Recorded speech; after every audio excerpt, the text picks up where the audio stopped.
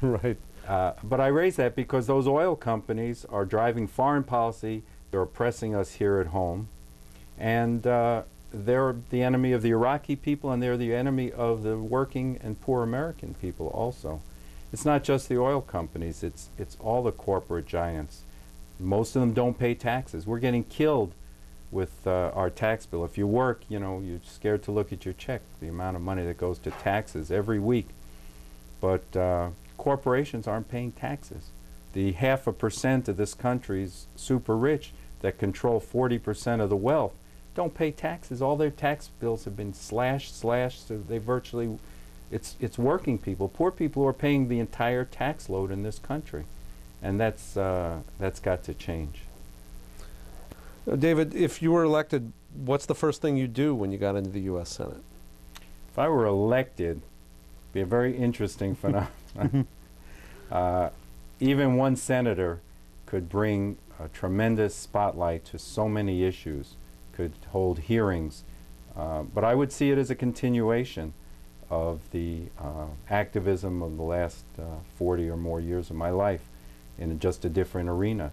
We would find every avenue to use that podium to speak out on these issues. One senator can't stop the war in Iraq, but one senator, even one candidate, can sure speak loudly and try to reach people, the 50% who don't vote, the 65% who oppose the war.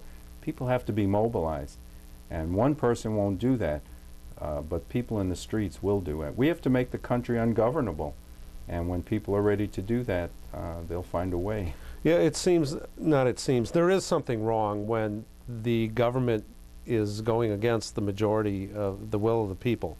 And I don't know how things will change without some type of campaign finance reform, public financing of elections. If large moneyed interests are allowed to donate to the politicians, how do we stop that influence? You know, how do we get away from that?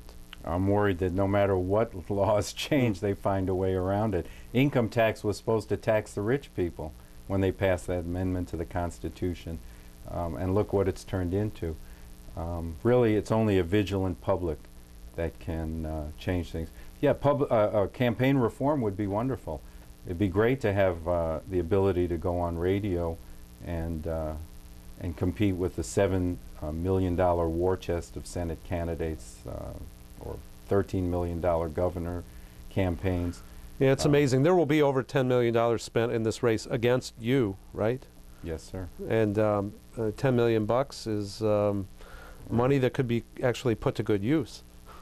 And they'll never really try to let us have, I mean, if we ever really got to the point where a third party, an independent party, independent political action, threatened to become a serious movement that endangered their control, their meaning the very rich and powerful, you know, they'll dispense with democracy, you know. Well, we're pretty close to that now. Well, democracy, yeah, some ways. In some ways, yes, they are cutting back on our civil liberties, but I'm talking about Chilean type thing. Coup. Yeah, they have coups. I mean, in Chile, democracy was fine until they elected a president who thought that the rich should pay taxes, and then the CIA and the generals overthrew him, assassinated him, and instituted a regime, a virtual fascist regime, slaughtered thousands of people. So we know that they have no respect for democracy. That works as long as you don't use it. Right. Why is it that the United States is never held accountable in the World Court or the International Court of Justice for those types of actions? Well, a lot of these avenues of appeal, even the United Nations, very difficult to get the United States people to turn on the United States effectively because most countries now, especially with the fall of the socialist bloc, have nowhere to turn to and depend on United States aid, economic aid, loans, trade, and the United States pulls its weight. You know, they once said food is a weapon. The United States position is food is a weapon. And if we have to starve people out to get our corporate way, then we'll do that. Absolutely. And David, we have a clip from what they call B-roll, which is a movie taken earlier this week in Ann Arbor at some anti-war protests. Let's go to the clip now. Hi, I'm Cindy Pask. and I'm in front of the downtown Ann Arbor's post office, and I'm here interviewing people on how their viewpoint is on the war in Iraq and some of the reasons why Bush should be impeached. I'm talking with Aaron Stutman, running for U.S. Congress, 8th District. We're here as a group opposed to the war.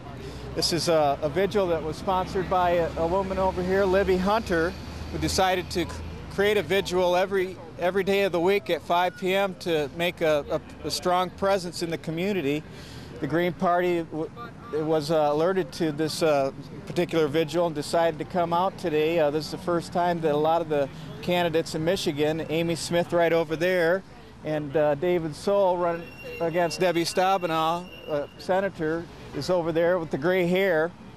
I'm not sure who the other Green candidates are. I don't think they've all made it yet today. But we're here to protest our war, to say that we're finally fed up with these wars of occupation. We must get out of the wars. You can't plant seeds of democracy by sowing seeds of bombs throughout the world. It's time to end the war. It's time to stop talking about torture. We've had enough. We want to change. We want a regime change. May I ask your name, please? My name is Amy Smith. And may I ask who you're here for? I am a Green Party candidate. I'm running for Congress in the 15th District, and one of many candidates that are on a slate that are standing against war. And I'm also standing against aid to Israel. Unfortunately, John Dingell, my opponent, is proud of helping transfer $300 billion with a B dollars of aid to Israel over his 50-year career. And unfortunately, that money has been used to carry out massive war crimes and create just unspeakable living conditions for the Palestinian people. So Americans of conscience will be happy to know they have an option to vote against that policy if they're in the 15th District. Would you like to add anything else?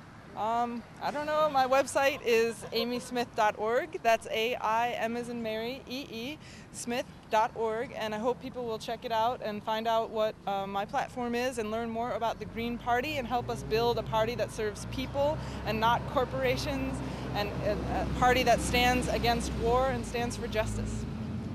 Thank you so much. And we're here talking with David Skrbina, running for Lieutenant Governor for the Green Party, Michigan. We're pursuing the platform of the party, which focuses on peace, jobs, and justice. The primary issue, of course, is the war in Iraq. And we think that's really the central problem that's facing society today, particularly people in Michigan. We know it's been very costly for the people here. I think the estimates run between $4 and $12 billion is Michigan's proportion of spending on the Iraq war. We know several hundred Michigan people have been killed or injured in the war.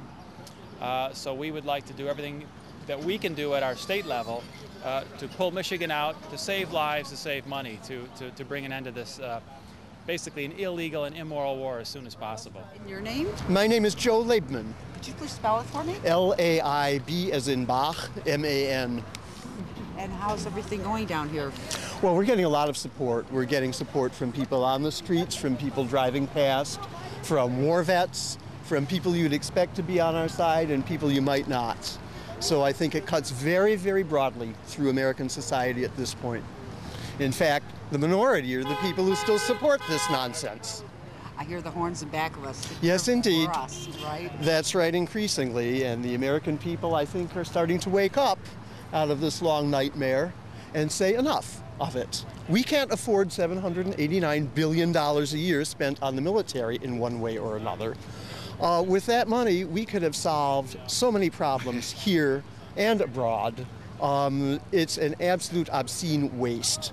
And by the way, I don't know if you're good at math at all. That's $789 billion a year. Well, if you divide it out, that breaks down to $1.5 million a minute, or $25,000 a second that they're wasting on this war we don't want and never did want. Wow. Bro. You're right. Bro. Boy. Thank you so much. I'm still you so thinking about much. 58,000 brothers that died in Vietnam It's nice to meet you. And that didn't have to. when I was Definitely young. so. When I was young. And how many of them died after the government in South Vietnam was set up and we could have gotten out? How many of them stayed there just because the politicians just felt like wasting time? You're right. You're right. Mm-hmm. Well, more support. Thank you much. Yeah. Thank you. All right. And we're back. That was an interesting clip.